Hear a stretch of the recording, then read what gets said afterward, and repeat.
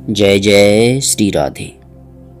प्यारे भक्तों, भगवान के नाम में बड़ी अद्भुत शक्ति है।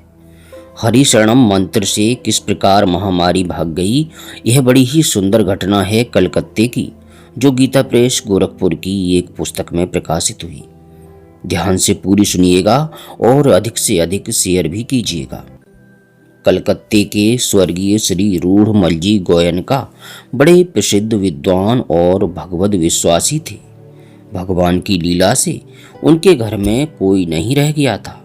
यों वे बड़े शौकीन थे और साथ ही बड़े विद्या व्यसनी थे। संस्कृत के विद्वानों को उनके यहाँ बड़ा आश्रय मिलता था। वे अपने बड़तल्ला स्ट्रीट के मकान में रहते थे। उन दिनों कलकत्ते में प्राय प्रतिवर्ष प्लेग की महामारी आया करती थी और बड़ा विनाश होता था। रूढ़मल जी भी प्लेग से आक्रांत हो गए। बहुत तेज ज्वर था और दोनों ओर गिल्टियां थीं। घर में और तो कोई थे नहीं। उनके एक विश्वस्त सेवक थे, वे ही सब देखभाल करते थे। उस समय डॉक्टर सर कैलाश चंद्र बोस का कलकत्ते में बड़ा नाम था। उन्हें लोग विधाता कहते थे। वे बड़े सफल चिकित्सक थे। दूर से ही देखकर रोग का निदान कर देते थे, ऐसा माना जाता था। गोयनका परिवार में वे घरेलू डॉक्टर थे। संध्या के समय वे रूढ़मल जी को देखने आए और कह गए कि इनको सन्निपात हो गया है, रोग असाध्य है और रात्रि को किसी भी समय इनके प्राण जा सकते हैं। रूढ़मल जी सब सुन रहे थे। डॉक्टर सर कैलाश चंद्र के लौट जाने के बाद उन्होंने अपने सेवक से गंगा जल मंगवाया।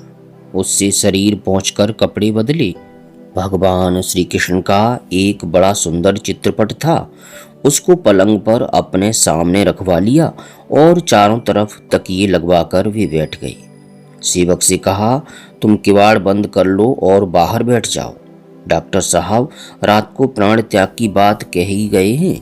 यदि प्राण रहेंगे तो मैं जब आवाज दूं तब किवाड़ खोल देना, नहीं तो सवेरे किवाड़ खोलकर परिवार के अन्य लोगों को सूचना दे देना। वे अंत्येष्टि की व्यवस्था कर देंगे। सेवक ने आज्ञा अनुसार बाहर से किवाड़ बंद कर लिए। प्रातःकाल 4 बजे उन्होंने आवाज देकर किवाड़ खुलवाए और सेवक से कहा कि मेरा शरीर स्वस्थ है, ब्राह्मण भोजन करवाना है, अतएव तुम गंगा जी के घाट पर और अपने परिचित विद्वानों के यहाँ जाकर 100 ब्राह्मणों को निमंत्रण दे आओ।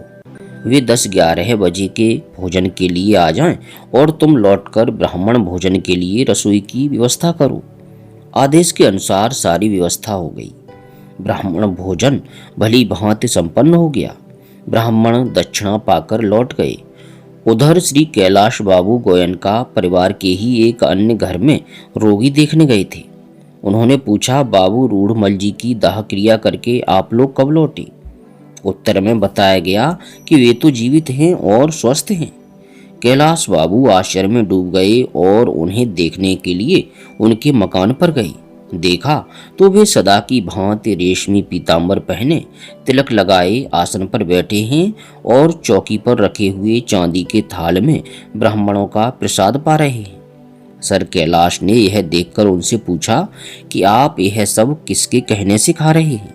उन्होंने हंसकर उत्तर दिया, जिनकी दवा से अच्छा हुआ उन्हीं के कहने से। भगवान का विधान। सर कैलाश बाबू ने यही निश्चय किया कि ये सन्निपात में हैं और जाते समय वे देखरेख करने वालों से कह गए कि ध्यान रखना, किसी भी समय इनका शरीर जा सकता है। 3-4 दिन बीत गए। डॉक्टर कैलाश बाबू को कोई समाचार नहीं मिला। तब एक दिन वे स्वयं आए।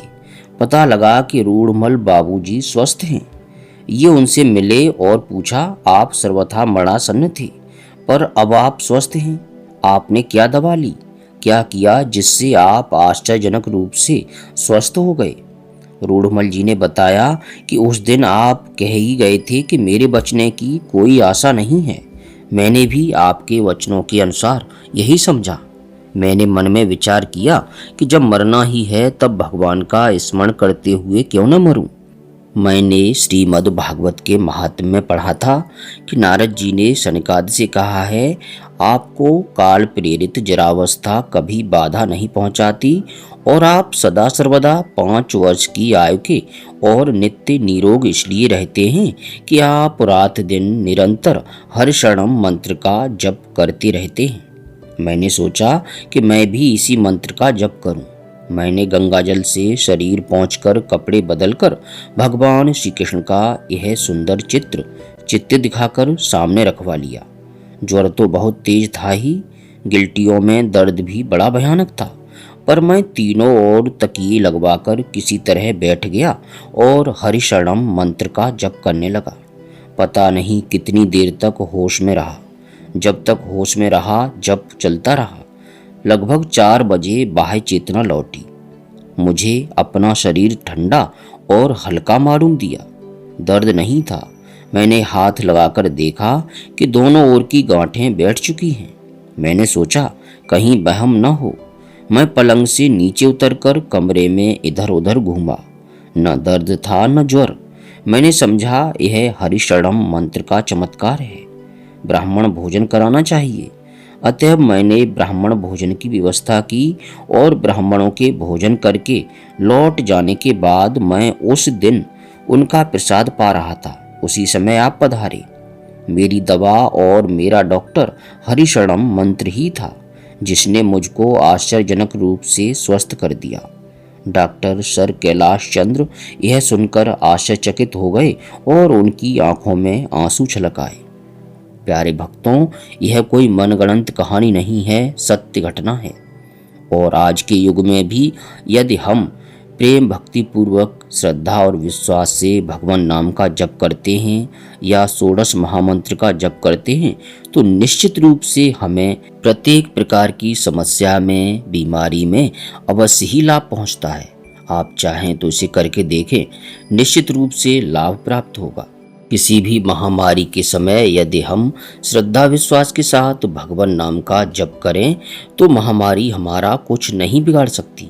इसलिए आप सभी से मेरा अनुरोध है कि स्वयं भी और दूसरों से भी हरे कृष्ण महामंत्र का जप अवश्य करवाएं। और यदि आपकी रुचि भगवान के किसी अन्य नाम में हो तो आप बिना किसी संदेह के उसका जप करें, अवश्य ही लाभ प्राप्त होगा। क्योंकि भगवान के नाम अनंत हैं, रूप अनंत हैं, लीलाएं अनंत हैं। प्रिय साधकों, इस वीडियो को अधिक से अधिक लाइक और शेयर अवश्य करें, जिससे दूसरे साधकों को, दूसरे दर्शकों को भी लाभ प्राप्त हो सके। अब किसी प्रकार की त्रुटि के लिए क्षमा चाहते हुए आप सभी से निवेदन है कि प्रेम भक्ति पूर्वक बोलिए हरे कृष्ण कृष्ण कृष्ण हरे हरे, हरे राम राम राम हरे हरे।